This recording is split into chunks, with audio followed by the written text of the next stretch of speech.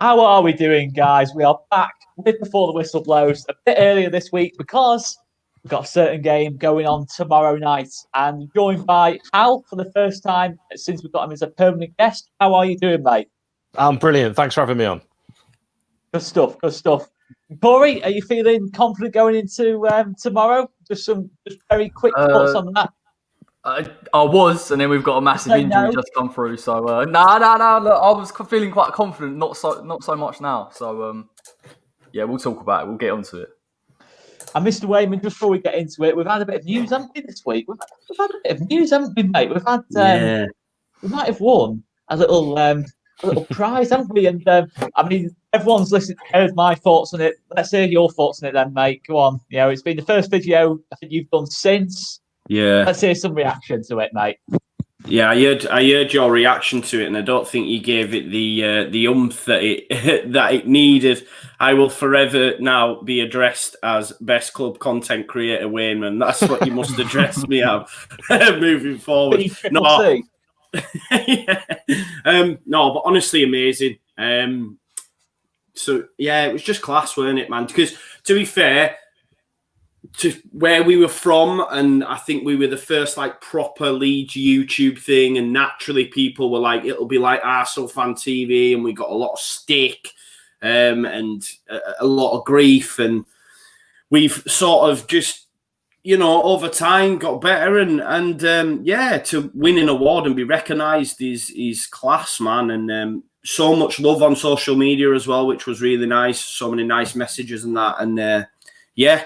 Just amazing. Now we're in the big time as well. Like we're probably not going to get them sort of awards. So yeah, enjoy it because yeah, we've got some stiff competition in the Premier League on that old YouTube front. Now we're trying to defend our title, mate. We're trying to defend our title, but we've had some fantastic support. And guys, just before we get into it, let's talk about our fantastic sponsors, Football Prizes, because they've got two absolutely superb prizes on offer here. So let's go to bit more of the modern prize on offer here. Our Spanish number 9, who's going to be starting tomorrow night. He's going to score tomorrow night. Rodrigo Moreno, signed boots and frames. Get yourselves in the hat, guys. $4.95 for a Spanish number 9. Spain's current number 9. Leeds United's record signing. That is what's on offer, guys. Make sure you get in on it. 99 tickets available as we speak, but that's going to be coming tumbling down, guys. Make sure you get your names into the hat as quickly as possible. Visit Football Prizes as soon as this video is finished. Don't visit them now. Visit them after this video is finished. And then we're going to go on to maybe something that will appeal a bit more to our older fans. Talk about this legendary team. Right, we'll try and get there. The Leeds United 72 Centenary Cup final winners. I'm sure. I mean, what more do I have to say about that? $3.95 on offer. The Centenary Cup winners here. The squad signed montage.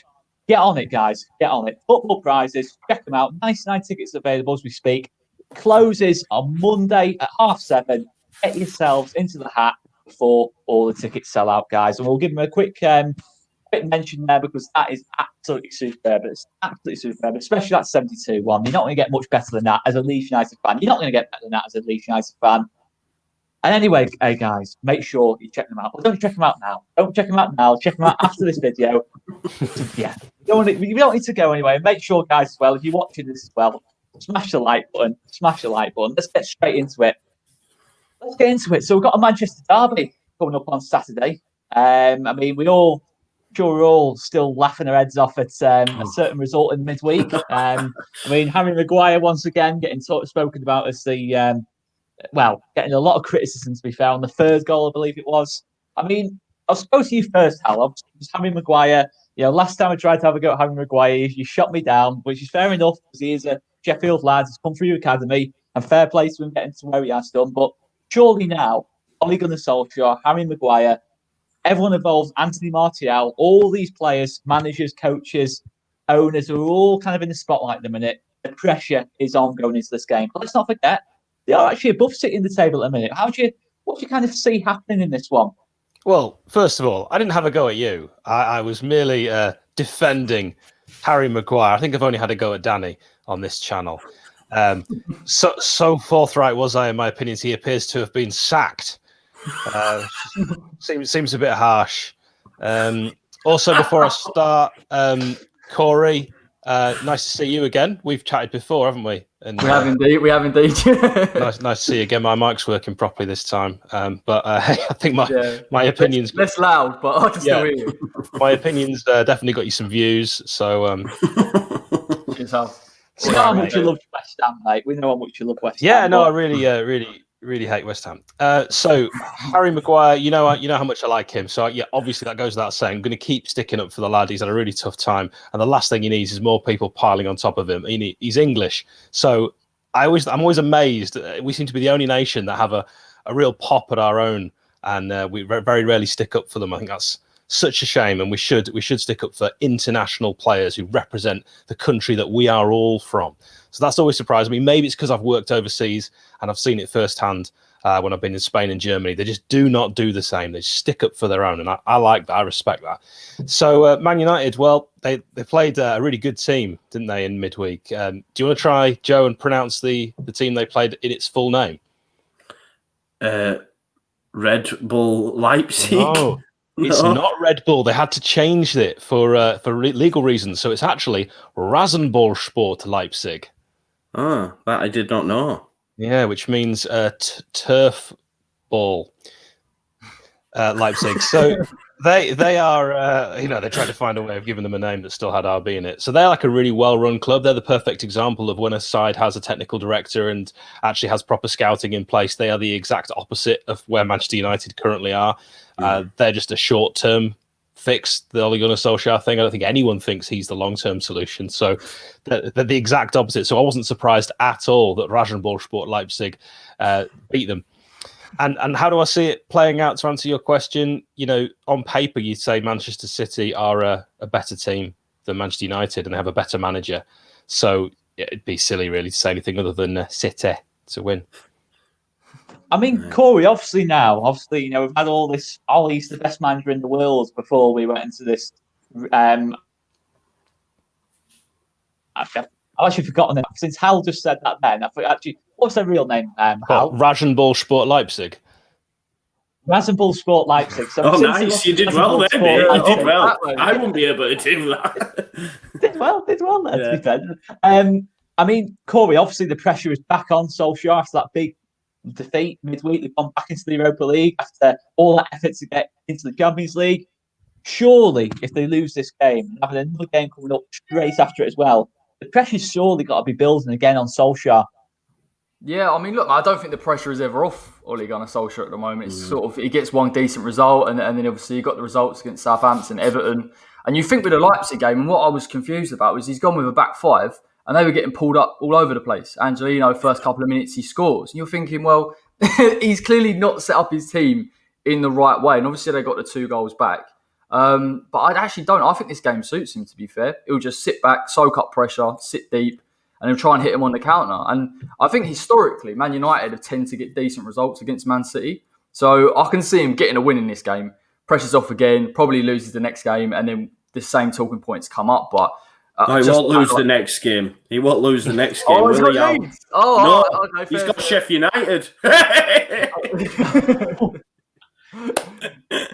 I mean, only joking. Man City at the minute, 6 point. Joe Wainman, Man City, 6 points off Liverpool. Tottenham at the top of the table. Game in hand.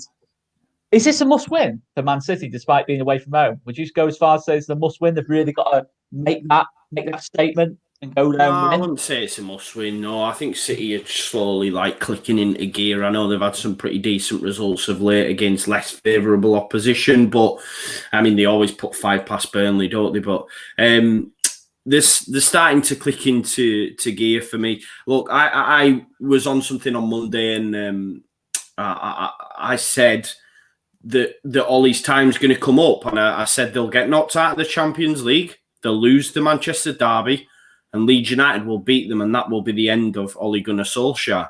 I genuinely believe that. I've been winding up my mate. I think his time's coming to an end. Look, you can't get knocked. The way they went out as well was really poor, really, really poor.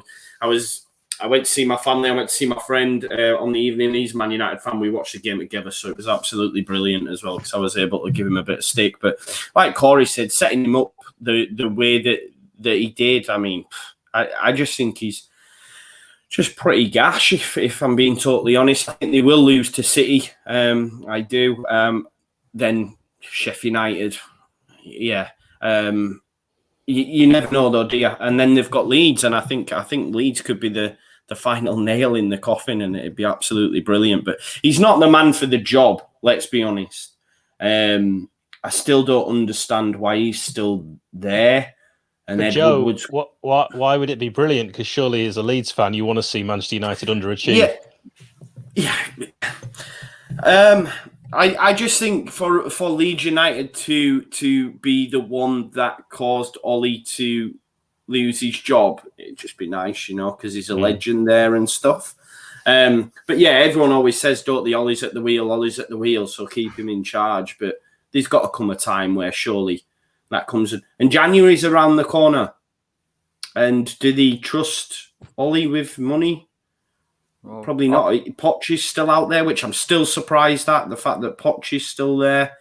So I have to wait and see. But City, for me, yeah, they're clicking into the gear. They're starting to do bits. So I think City will win the game and just further pile pressure on Manchester United. And obviously this Pogba situation as well, like, that is insane. And I watched something afterwards, and I was thinking it while the game was on as well. And I actually seen a Manchester United fan after, because obviously, naturally, I watched their stuff because they were all fuming. But not picking Pogba after the situation with me, I'm not even going to try to pronounce his name. My pronunciations ain't the best. The situation with his agent, right? Drop him out of the squad.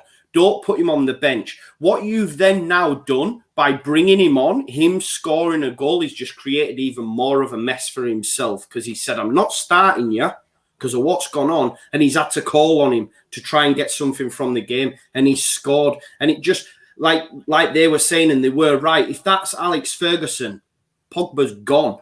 He's not in that squad. He's gone years ago. He's gone probably but what I'm saying is, if it's Mourinho, does he play? No. If it's Pep, does he make the side? No. If it's Klopp? No. Not for me. So I think the fact that he's benched him and then had to call on him anyways, if to say, I'm all out of ideas here, what will I do? Or just throw Pogba on and he gets him a goal. It just means, like, let's not forget, right, it is Manchester United and you've got a player dictating there. And his agent saying, he's done. And then he's playing him in the next game or having to call on him because Ollie's messed it up in the first half. That's been the same case for the last couple of games. So I just think that's another side to it as well, which isn't great, is it? I don't know what your guys' thoughts are on that Pogba thing, the fact that he brought him on. I think Jamie Carragher made the point. Out of Europe's elites, in terms of above Man United at the minute, your Barcelona, your Real Madrid, your Bayern Munich, I mean, I don't know what you guys... Who's taking Pogba at the minute, really? Other than maybe PSG, Real Madrid. I mean, there's not like 2 years ago or 3 years ago when, after the World Cup, you probably had every single team in Europe queuing around the top train. I think now it's just I don't think even in terms of the fee, they paid at the time a world record fee. I don't think they're even getting anywhere near that kind of money for him at the minute. I mean, what would you say to that, Corey? Would you have him at West Ham? I mean, we discussed this. He wouldn't get ahead of Nice, would they? I mean, but I know what you mean, like, defensively, obviously, he lacks discipline. I was saying this to you, Oscar, that when he turned up against West Ham, and I thought it was massively suspect that all of a sudden he scores a brilliant goal and his agent's out there trying to flog him to, Juventus. And I think Juve can't afford him, so it'll be a part exchange. The thing is with Pogba, he needs the team to be built around him. And at United, that isn't the case. You look at where he's for France, he's got Kante behind him, and he's got the freedom to do what he wants. If you can get the best out of Paul Pogba if he goes to Madrid, he's got Zidane who loves him, gives him some defensive midfielder behind him like a Casemiro, and all of a sudden you'll see him stringing passes together. But I've got to admit, like, the performance against West Ham, the performance against Leipzig second half, Paul Pogba does turn it on and off when he wants to. And I think as a United fan, I can't imagine anything more frustrating. But I mean, how obviously, you've got a player there who at Juventus, as Corey said, Juventus, he's probably one of the best midfielders in Europe. France at the last World Cup, at times he won France and got France through some really difficult moments in that World Cup. And arguably, along with Mbappe, won the World Cup for them. You must be asking questions of your manager. You've had, two managers now. Mourinho, one of the most defensive managers out there, was never really going to work with Pogba. But surely Solskjaer, I don't think he's overcomplicating it with Pogba and just needs to literally just put two workhorses alongside him and, like Corey was saying, and just let Pogba do his thing. Or is there more to it than that? Do you think does Solskjaer have to take a bit of the blame as well? It's interesting, isn't it? Because if you listen to players who played with Ollie, most recently Luke Steele on the Under the Kosh podcast saying Ole Gunnar Solskjaer is one of the nicest men, not just in football, but just in the world, just the nicest man he's met. So clearly Ollie is not someone who's going to be strong and firm and stick to his guns and put a big personality like Pogba down because he's too nice. So Mourinho's not going to stand for that. Ferguson wouldn't stand for that. So that's why he's not getting the best out of a world-class player like Paul Pogba. And I totally agree with Corey. If Pogba goes somewhere like Real Madrid, we see Pogba again. And actually, maybe if a really strong manager came in, it could potentially work. But I don't think so, because I think Pogba, even under Mourinho, he'd already down tools, and he doesn't want to play at Manchester United. So it's nothing to do with that. He needs completely new pastures and to start playing his best football again. And you're right, he still does it now for France. So it's all mental. As a fan, would you have wanted him to play that game? Because me, I'd have been like, nah, you can do one, mate. Don't play the game. I just want what's your opinions on it?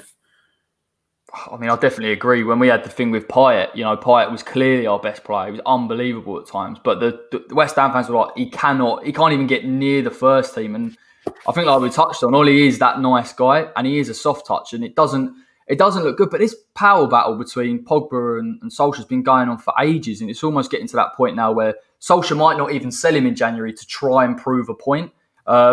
But listen, I think the more this goes on, the more toxic it is. They need to just get rid of him. It hasn't worked for him in the Premier League. He doesn't suit it. So go over to Spain or Italy where he'll fit in right. Well, let's get some predictions across the board then. Obviously, Joe Wainman, you've already said City are going to win, but how many are they going to win by? I think Man United will score, but so I'm going to go 3-1. 3-1. Okay, Corey? I'm going to go... I reckon United are going to get the win. This is the type of game they thrive in. Probably like a horrible 1-0, and all of a sudden United fans will feel that they're doing all right this season. Al? Corey's got a great point again, hasn't he? That every time Solskjaer looks like he's out, they pull him back in. And he always looks like he's going to get sacked, and then he just manages to pull a result out of nowhere. I think that Corey's was Hollywood stuff. Yeah, it's from the Godfather, if anyone knows the reference. But I know, but the way you acted it, then can't do that. But interesting. Oscar Lambda Drama, bronze, silver, gold. Me went by the age of 14, mate. My prediction, if you want to talk about awards, my prediction is 3-1 City. I agree with Joe. I'm going to go 2-1 City. Well, let's move on. I mean, we always get accused of being MUTV chat. Let's move on to Joe's favourite subjects, Chelsea. So Everton, Chelsea, got that later on Saturday night. Obviously, the tables are turned, haven't they, between both clubs? You've seen Everton start the season unbelievably well. 4 wins in a row. Chelsea start the season, they go 3-0 down to West Brom. They're all over the place. But all of a sudden, ever since that first international break, both teams are just going in totally opposite directions. I mean, Corey, going into this game, obviously Chelsea away from home going into this one. I mean, is Chelsea the real deal now for you? I was really impressed with them, actually, against Leeds. I didn't expect it at all. I thought Lampard got his tactics spot on. He was pushing that midfield, which I didn't expect him to do. I think I've heard Leeds fans say about they didn't expect Chelsea to press them in the way they did and compete. That's what I liked about them. And I think as a whole team now, they're a bit more complete. They've sorted out that defensive issue. Obviously, Kante's now playing where he should have always played as a holding midfielder. But listen, like you said on all your post-match reactions, he's got such a squad to pick from. He brought on Pulisic when Ziyech goes off. I mean, when you've got those type of options, you're going to compete at the top end of the table. I mean, how obviously Everton, they're falling away as well. Obviously we talk about how great Chelsea have been, but I mean, Everton, James was doing absolutely brilliantly. But again, last couple of games, I'm not going to go as far as Gabby Agbonlahor, who said basically Agbonlahor was basically saying he's a fraud, which we all know about Gabby Agbonlahor. I mean, is there actual room to be worried if you're an Everton fan? Obviously, they went to Burnley, at the weekend, and they weren't particularly great. Obviously, against us, they were outplayed pretty much for 90 minutes. Would you be worried if you're an Everton fan right now? Yeah, I think Gabby Agbonlahor is as good a pundit as he was a striker. What's he said? Says everything. James Rodriguez is just a fraud, basically. It was something along those lines. I mean, I'm sure someone in the comments can give us the exact quote. But is this the guy that said Jack Grealish was like Iniesta? Yeah. Yeah, okay. And they're very, very different players, aren't they, Iniesta and Jack Grealish? So that's ridiculous. As to the news about Jack Grealish today, I don't think Iniesta would find himself in that situation. No, definitely not. Interesting story. Model Pro, Andres Iniesta. So the question I'm now going to remember. Yes, Everton. So Dominic Calvert-Lewin, got to mention him because he's a blade and he's smashing in goals. And my goodness me, could we have kept hold of him? Probably. That would have been the answer to all our prayers. But no, rather spend £43 million on Ollie McBurney and Ryan Brewster. Combined total of 1 goal between them. So, I'm not bitter. I'm not sad about that. What I think is something I mentioned when I was on with you before was that I thought Everton would slip. I think Cuddly Carlo is a great manager, but it's the squad he's got. And he's got no right back. I mean, Seamus Coleman is long past it, and they bought Godfrey, who is a central midfielder, who then Norwich under Farker played as a centre back, but they're playing him at right back. And then when that isn't working, they're going to 3 at the back when Luca Dean's out. Well, that isn't a solution because that's only temporary, because when Dean's back, you've got to play him at left back. So they still don't know what they're going to do at the back, and that's a huge problem. They're good going forward, can't set out the problems at the back. And personally, I think James Rodriguez is a masterful player and will be in line for player of the season. I mean, obviously, Joe, look at this game logically. You say Chelsea in great form, Everton in bad form, Everton struggling defensively. You've seen what Chelsea have done to pretty much every team so far this season going forward. I mean, logic would say this is going to be quite a comfortable game for Chelsea. But when you've got Calvert-Lewin, James Rodriguez, that front three, surely Everton can cause them a few problems. 1 or 2 problems in this. You would think so. I mean, Chelsea still haven't beaten anyone above 13th, I think. I just want to caveat that, right? I do just want to say that. I believe that's true. Look, we'll Chelsea would... Yeah, they haven't. Chelsea were different gravy against us. And like Corey said, I was really surprised. So, yes, I dislike Chelsea. Yes, I dislike Lampard. But I'm not, to say that they... Yeah, for me, it was the first time we'd been properly beaten this season, I felt, everywhere, all over the pitch. And I just think they have too much for Everton. But Everton will create, and we know, Dominic Calvert-Lewin, I mean, it's mad because it's that difference in quality, because the way I look at it is he's the only player that has more shots on target than Patrick Bamford and double the amount of goals. And he's only got 1 more shot on target than Bamford. So that just tells you that difference in quality. He's got double the amount of goals, And look, get him into dangerous areas, he will score. I can only go on like when we've played them. Like, that's what I'm thinking about. And I just think that Chelsea will have too much for Everton. And like's been said, just defensively, they're not great. And they're still without Digne. I think playing Iwobi, and who else was it they played? I know you mentioned Godfrey, but it was Tom Davis. Tom Davis. Yeah. So, yeah. That's. I suppose they'll go again in January and buy some more bodies and then wait and see. But it is quite a fall off. I'm really quite surprised just how drastic it has been, if I'm being totally honest, because they went off like they went flying out of the blocks, didn't they? But yeah. Chelsea for me all day, as much as it pains me to say it. I mean, you look at Pulisic. Obviously, I think the best thing that kind of happened to Chelsea against us was as harsh as this will sound, the injury to Ziyech, because obviously Ziyech's a top quality player, but when Pulisic came on, I mean, wow. I mean, he should be starting for me. He should You'd be asking questions, wouldn't you? If you're thinking, those points that Chelsea have dropped at the start of the season, if they had Pulisic on the pitch, maybe they win those games. But I mean, how Prediction-wise, what would you be looking at in this one? Pulisic, I love a good yank. I would say this Chelsea are going to win by 2, as they say in America, actually, 2-0. Corey? Negative. Corey, do you see anyone hitting negative in this one? Yeah, definitely for Everton. I think Chelsea are going to batter him. I reckon 3-1 Chelsea. 3-1. Okay. Joe? Yeah, I'm going to go 3-0. I've got Chelsea, a newfound okay. respect for Chelsea, and I've never really been that. But after they absolutely humbled us, I'm like, right, yeah, they are a good side. 3-0. I'm going to go 2-1. I'm going to go 2-1 and Timo Werner to score at some point after he's got absolutely hammered, hasn't he? Since that game. You've seen the compilation they did on his misses against us. Yeah, but it reminds me. And that's from Chelsea fans as well. I mean, that just kind of sums. I'm not going to say any more than that. That just kind of sums up Chelsea. But doesn't it remind you of Didier Drogba when he had a sort of bad start at Chelsea and he missed a few, and people had a right go at him, and he's not only a club legend, one of the greatest players ever to come out of his continent. So I think Werner will be fine. Fair enough. Well, that brings me quite nicely onto Southampton versus Sheffield United. And obviously, Hal, talk to us. Obviously, look, Chris Wilder. It's not been great, has it? Since the project restart, it's probably been the worst thing that could have happened to Sheffield United, doesn't it? I mean, the coronavirus. Just everything seems to have gone wrong. Ever since lockdown. Is it just as simple as? Is it just as simple as? There's no fans in the ground at Bramall Lane. It's harder to get the home advantage, or is there more to it than we just feel? Or is there serious questions for Chris Wilder now?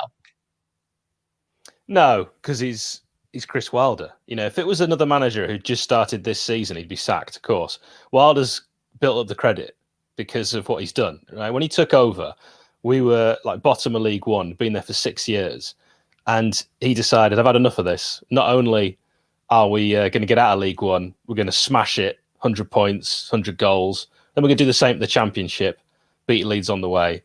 And then we're going to take the Premier League by storm. And were it not for the halt of the season, we were going to qualify for the Europa League. Now, what's actually happened, it's not the fans. It's a combination of things. So the key injuries, like Jack O'Connell is our most important player. I think Blades fans used to debate who is the most important player. Well, now it's pretty obvious. We now only attack down the right-hand side. The whole thing about Sheffield United was our overlapping centre-backs. Well, it doesn't work if you've only got one centre-back overlapping, because then you're completely exposed down that side. And that's where the goals have come from. We've lost 9 games by 1 goal. Yeah. So we are in every game. You've seen us against Leeds. That was a game that could have gone either way. Mm-hmm. Apart from Chelsea, and like Joe said, Chelsea, the only team that really gave Leeds a spanking. They're the only team that gave us a spanking. And like Leeds, we took the lead in that game as well. We have competed in every match. Against West Ham, we hit the bar. Ollie McBurney really should have scored. That could have been 1-1. And I don't think any West Ham fan would have said, that would never have been a 1-1. That's really unfair. That would have been fair. Haller scores an absolute worldie. But we have been so unlucky. I've never seen such a combination of bad luck, and we can't blame anything. It's not VAR, it's not refereeing decisions. It's just little things in each game that just individual mistakes. Against Leicester, John Fleck, one of our best players, makes a mistake, bad pass. Vardy scores in the last minute. It had to be Vardy, didn't it? It's just little things. Would you not say though? Go on, mate. Sorry, Oscar.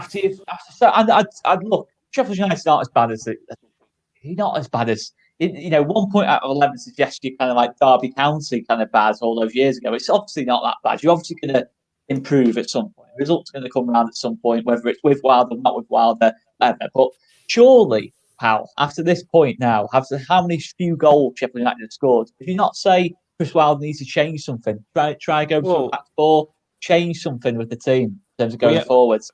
We are the best, worst team in the Premier League. Yeah, we're nothing like Derby. They had 5 more points than we have at this stage when they finished with the lowest ever points in the Premier League.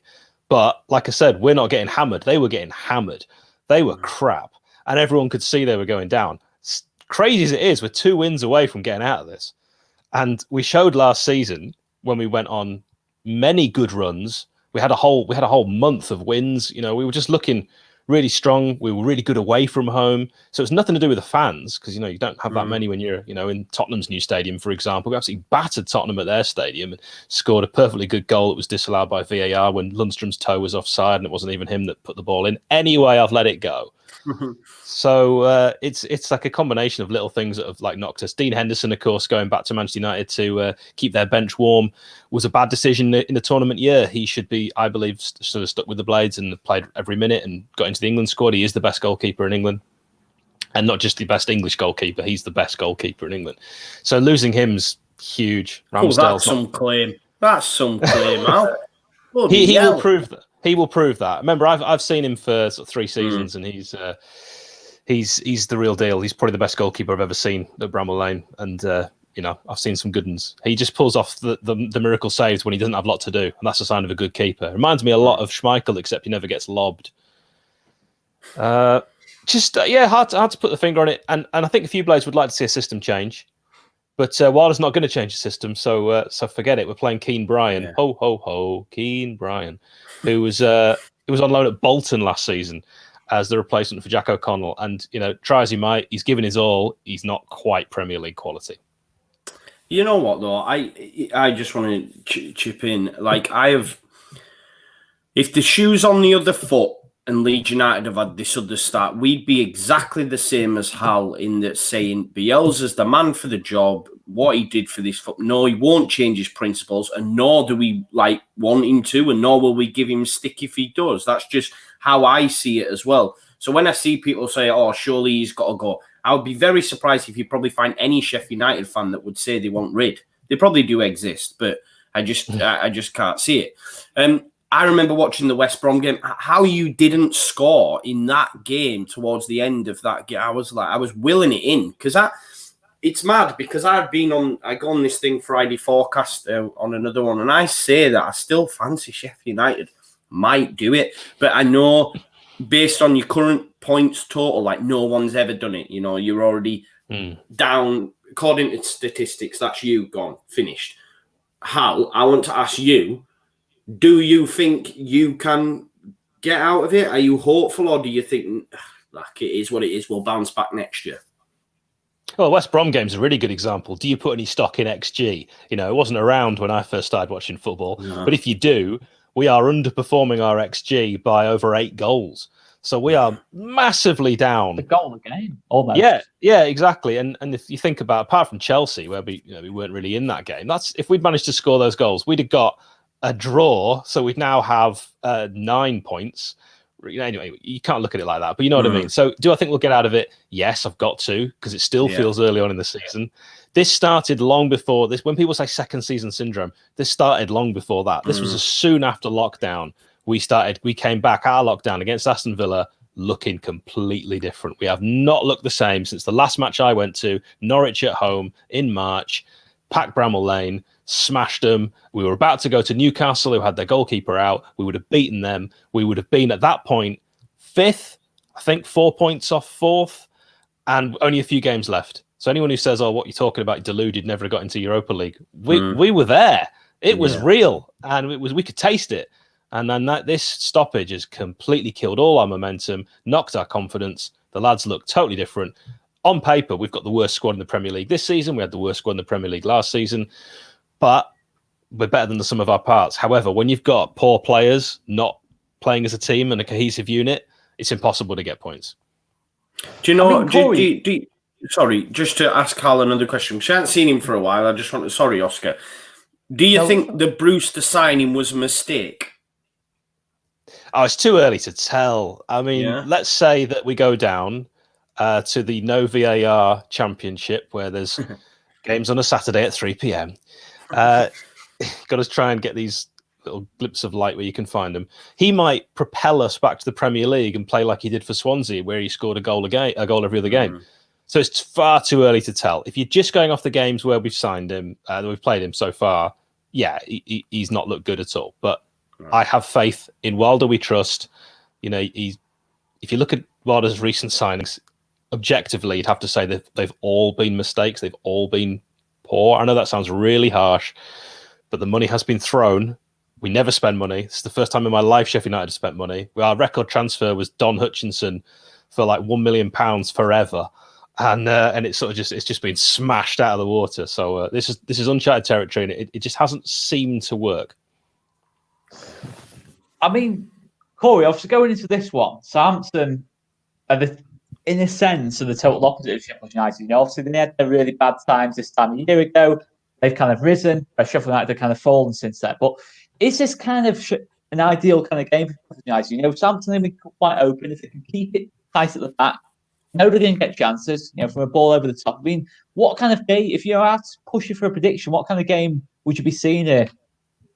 I don't know, mate. I mean, look, I think Sheffield United at some point, and this is what I say against West Ham, I didn't think they were that bad, actually. And even in the previews, I was watching the games and saying, well, they are still trying to create. It's just being clinical enough. And I think it could give them an opportunity because Southampton love that press.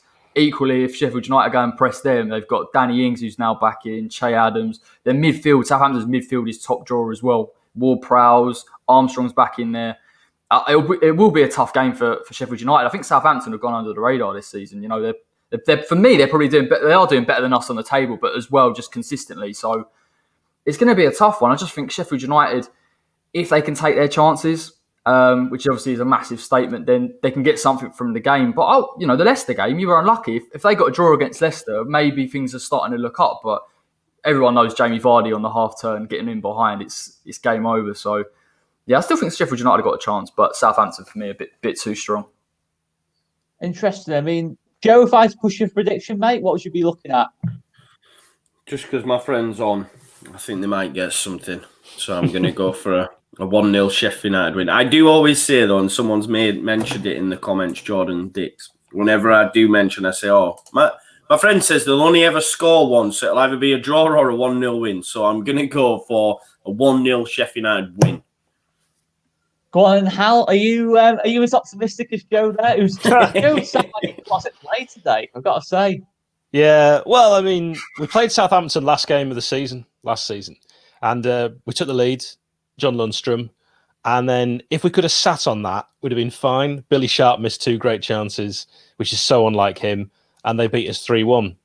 And our old player Che Adams came back to haunt us. Another striker, if we had Che Adams and Dominic Calvert-Lewin up front, we'd be fine. And we let them both go for a combined fee of like 2 million, so something like that. Anyway, I hope you sleep well at night there, Hal. I hope you sleep well thinking about. Is that the first thought when you wake up and the last thought when you honestly, go to bed? At the minute? Just look at the Premier League. It's just strewn with Sheffield United youth players that we've let go for peanuts. You know, Harry Maguire and Kyle Walker and Carl Norton out there. Anyway. No, I'm not as optimistic as Joe. We will only score 1 if we score at all. And at the moment, we can't stop them. We're conceding every game. So the best you could hope for is 1-1. And that's what I'll have to go with my heart. My head says we'll lose 3-0. You know what? The results have got to turn around eventually. You can't keep dropping points. But they don't actually, Oscar. They don't have to. There's no rule that says that. There is. Eventually, there's no way you're going to continue to underperform your XG by 8. It's just not going to happen. Like Leeds last season, we went on a crazy run. We lost to QPR when they had their only shot was a handball. We lost to Wigan, whose only shot was not even a shot; it was a corner. The keeper decided to just let go over his head, and we lost those games. And I'm thinking. And it was the most insane. You can't explain it. But eventually, we finished the season brilliantly. I know it's a bit different for Sheffield United, but you can't keep being unlucky for me. Eventually, the ball's got to go in the back of the net, whether it's pumped off someone's backside, own goal. I think you're going to turn something around here a bit. I think you're going to get a 1-1 draw here and slowly build a bit of momentum. What would you go with then, Corey, overall? I'm going to have to say 2-0 Southampton. I just think they'll be too good, and I think if Sheffield United don't take their chances, they won't. Feel better about I'm sorry. Yeah, but to be honest, if I wasn't here, you'd all be saying Southampton wins. Well, I had 4-0 down there. I had 4-0. I'm still backing you, mate. I'm still backing the Blades to get out of trouble. I am. Thanks, Joe. I think I'd love to see this on game 37 when we've still got 1 point, and you go, "I'm still backing you. Something could happen." It'll turn around. And Oscar's like, "You can't keep losing. Who's it? Man out of the way. You can't keep. It's going to turn." But Right, if you did, then you've got the man who's going to get you straight back up, man. That's the that's main the thing. way I look at it. You wouldn't top want of the table.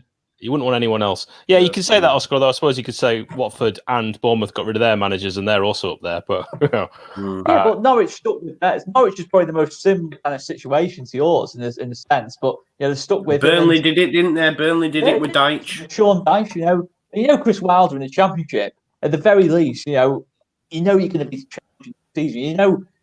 It might be bad right now, but realistically, if you stick with Wilder in 6 months' time, it might look a lot better. And anyway, let's move on. Let's stop trying to make Hal feel good about Sheffield United. Let's go on to. We've got Leeds fans fuming in the chat as well, saying we're sucking up and it's cringy. Yeah, let's move on to. Calm down, it's all right. I'll tell you what. I don't think we discussed Crystal Palace, have we, at all? They're just like an irrelevant team, in terms of in the Premier League. They're the most mid-table team you can think of. But they do play Tottenham at home this weekend. And Tottenham, top of the table. But all of a sudden, you're looking into that game. Obviously, Palace have come back off the back of beating West Brom 5-1. I know against 10 men, but this is Palace scoring 5 goals against West Brom, 4 against us. Christian Benteke got 2 at the weekend as well. Corey, this has got to be a tough game for Tottenham. I think obviously Zaha is back in action. Eze in top form. Tough game this for Tottenham. Surely the kind of game they've got to win though if they really are proper title challengers this season. Yeah, I don't know, man. I don't know if it's as tough. I know they got that 5-1 against West Brom. And listen, Palace have got goals in their side now. They brought in Batshuayi, they brought in Eze. They've actually got genuine goal scorers alongside Zaha. But Tottenham, when they want to play that low block, it's ridiculous. I've never seen anything like it. Against Arsenal, they dropped the 2 midfielders in and were like, right, you can try and break us down. And they just give up possession. So it could be one of them games where you're watching and nothing's really happening and Tottenham just say, have the ball. And the minute Palace come forward, Kane, Son over the top and they'll probably get the win. They're way too strong, Tottenham. And it's unfortunate for me. I wanted them to tail off or bottle it. But they're looking really good at the moment. Hal, obviously the big thing with Tottenham this season is just the two Corey mentioned there, Son and Kane. Where would they rank in terms of the best players in the world at this minute in time for you, Kane and Son? Would they be top 3, top 5? What would you kind of be saying to that, or a bit lower? I think a former Tottenham player, Luka Modric, has got to be in the discussion for best players in the world at the moment. Just love watching him play. It's hard, isn't it? Because we don't all watch football all over the world, and it's not the same as in the old days when Serie A was on Channel 4, and that was your weekend sorted. I think Son particularly is someone who anyone, even an alien who's never watched football before, you can plonk them down in front of this TV and just watch this guy.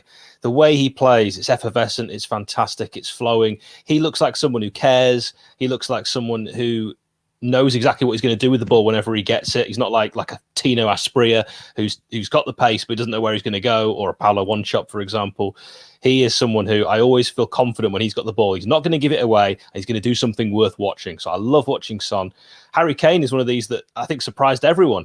Anyone who would have seen Harry Kane in the Championship when he was out having his loan spells would have thought, okay, he can finish, but that's all he's got to his game. Well, now he's created a new identity for himself. Harry Kane is a striker that whenever he's got the ball, he could shoot from wherever he is, and he'll find an angle and he'll find an opportunity to shoot. They're both so exciting, and they've got to be in the conversation, certainly in the top 10, both of them, for best players in the world. Obviously, Joe, I know you watched the Tottenham Arsenal at the weekend.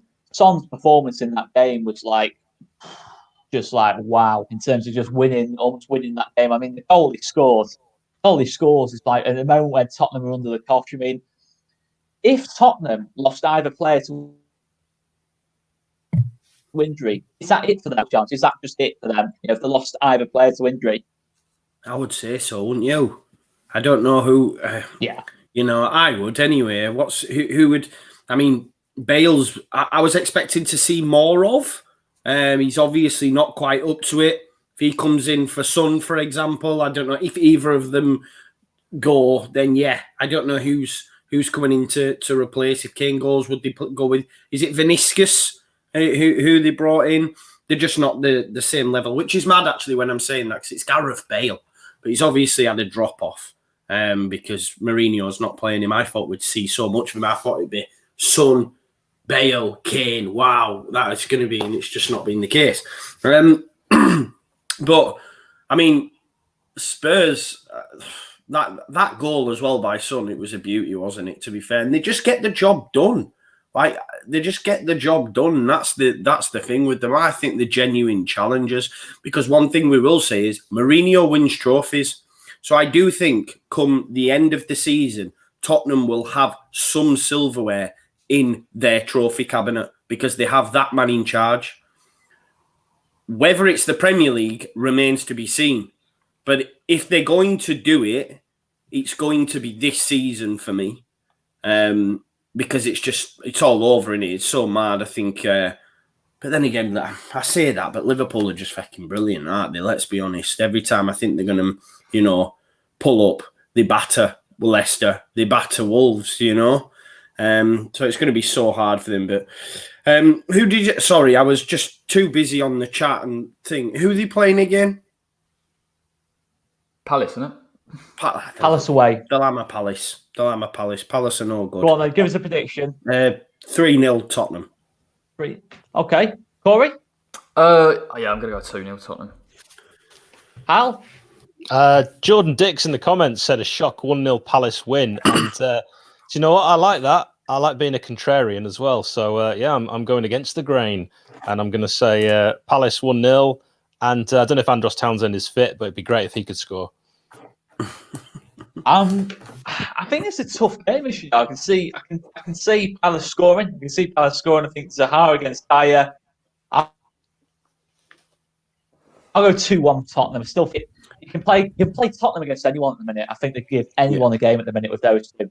Anyone. I think even Bayern Munich, Liverpool on the day. I think they can beat anyone on the day, and I expect them to win this one. But let's go on to Oscar. Just on that Tottenham side as well. Whenever I watch them play, they are the one side as a Leeds United fan where I go, oh God, they could knock 6 or 7 past us. Genuinely, because I look at how they play and how he has them set up. Son and Kane ball over top, Son round Dallas or Ayling or whoever's playing at that time, and I'm like, yeah, we could get hit for 6 off them. To be honest, I'm petrified about playing Spurs. Hey, we stuck 4 goals past them last season. When you talk about Tottenham, obviously we sit here and talk about Son and Kane, but like some of their players this season, Højbjerg's been unreal for them. Ndombele is actually starting to show form. Reguilon, Aurier I properly didn't rate. I was like too aggressive, a red card waiting, but Mourinho somehow got him disciplined. So that's why I fear for this Tottenham side, because they're all over the pitch, they're looking quite good. What's going on with Valley? Is he just being binned off? Plays in Europa League, I think, doesn't he? Every now and then. It's interesting. Since that documentary, it's all gone right for Tottenham. But we saw Ali and Mourinho early on, the sort of start of maybe something a little tetchy. Yeah, it's a bit strange, isn't it? Do you think he moves on in the window? January move. You can see it brewing, possibly. Maybe abroad. Serie A, La Liga, probably PSG. I think someone said even PSG. You could see it happening. Interesting. See it happening. But let's go on to the main game. Let's go on to the main game of the weekend. It is tomorrow night. It is Leeds versus the Hammers, Mike. And obviously, we spoke about it a lot, didn't we? We spoke about it a lot on Tuesday. I mean, Hal, as you're completely impartial in this game, you don't care who wins this game. I'm not impartial at all. I hate Leeds. I hate West Ham. I was going to say he hates them. Which one does he hate the most, though?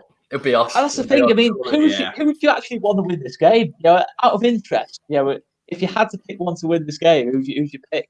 It's a no-brainer, right? I was brought up in Tadcaster, which is an LS postcode. I used to go to Ellen Road because all my mates supported Leeds.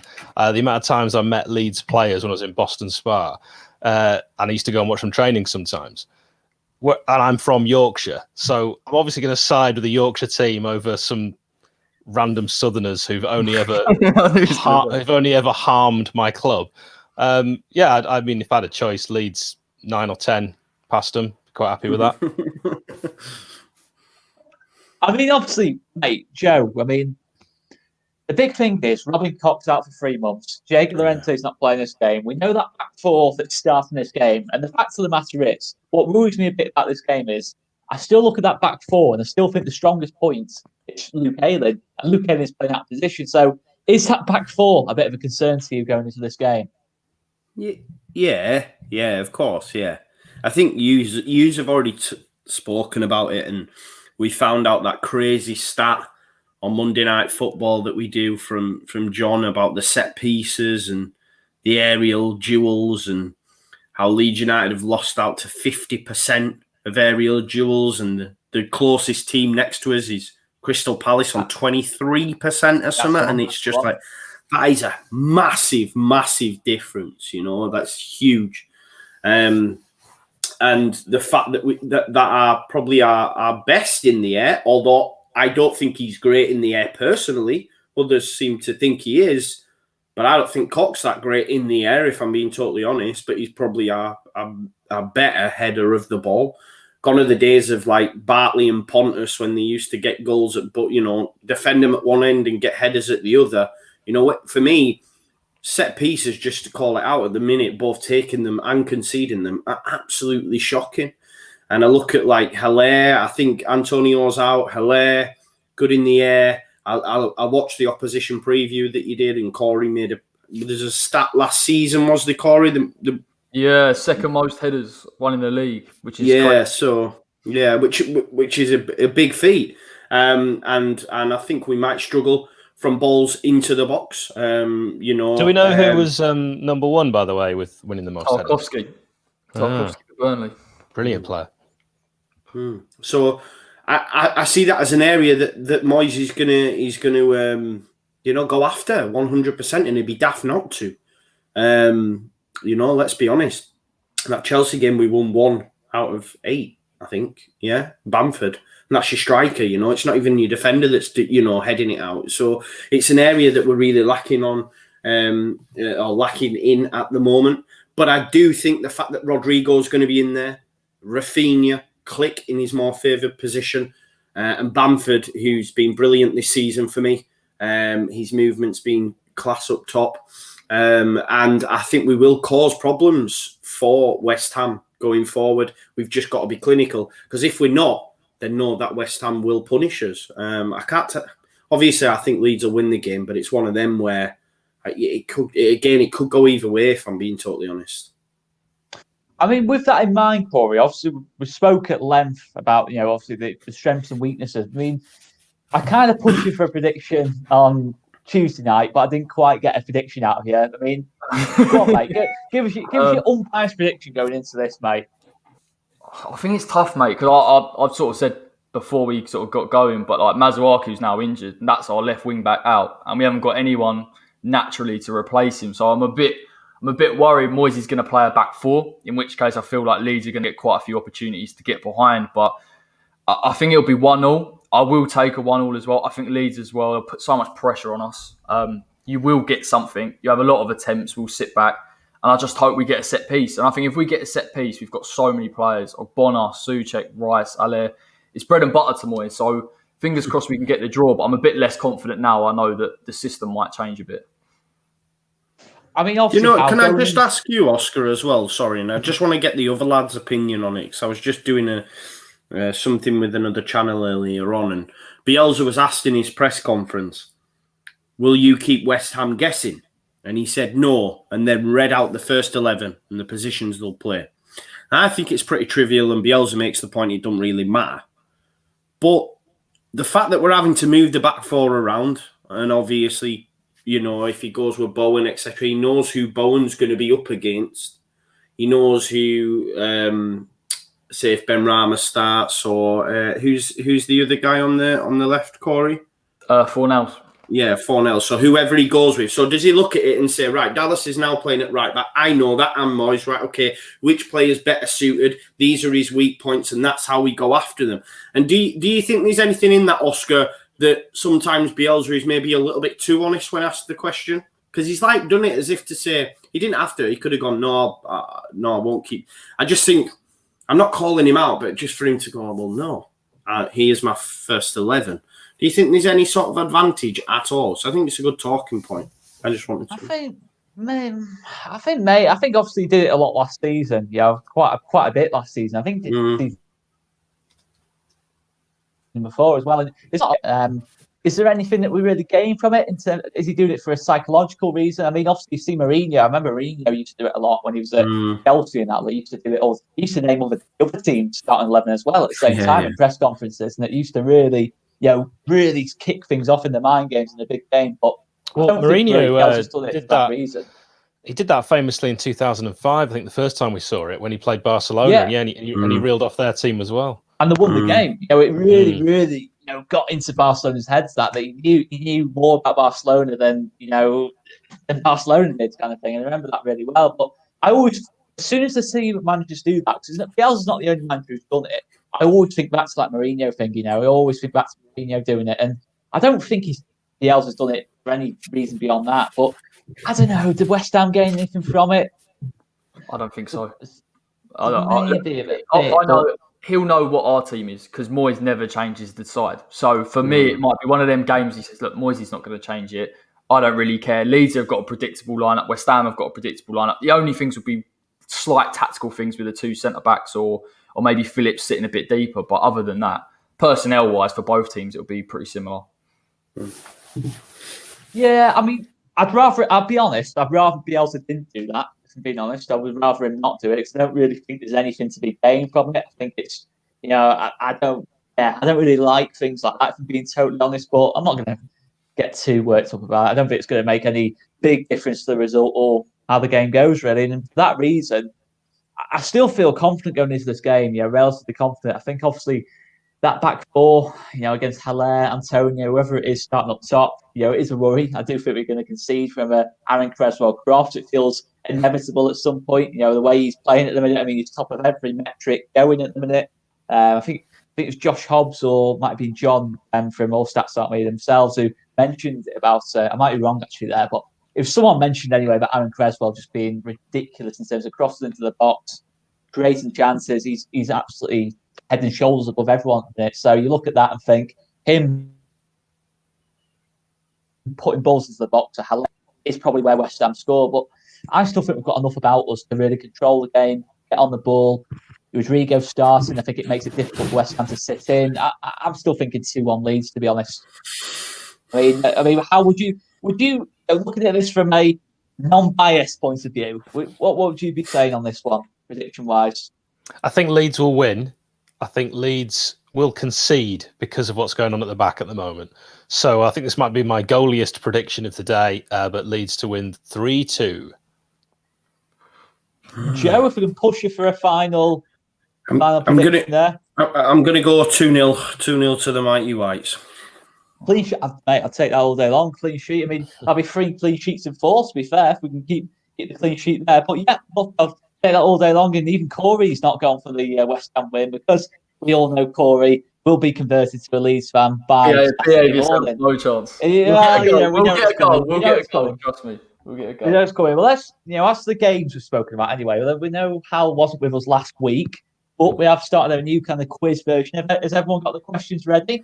Oh, yeah. I have. So we've got the questions ready. Who wants to go first then on this? Obviously, our new feature in terms of crazy quiz questions. I'm going to go to Hal first because I think Hal's going to have some kind of university challenge-esque question here that's going to really test us all. I was thinking about like a really, really tough one, and then I thought, you know what? We'll do one that I think you're all going to know. Don't, because I'll get it wrong. But it is, which English league club has their ground the highest above sea level? Oh God. Highest above sea level? Yeah, so their ground kind of broke. Their ground is the highest above sea level, and it's an English league club. Don't look at the comments. No, The Hawthorns. I'm going St Andrews. Interesting. You've both gone in the Midlands. Yeah. I was going something silly like Carlisle, which it definitely isn't, but might be the furthest north. I got it wrong. Have you ever been to Carlisle? No, I've never been. Incredibly flat, often flooded part of England. Do you want the answers? Yeah. By answers, I mean singular.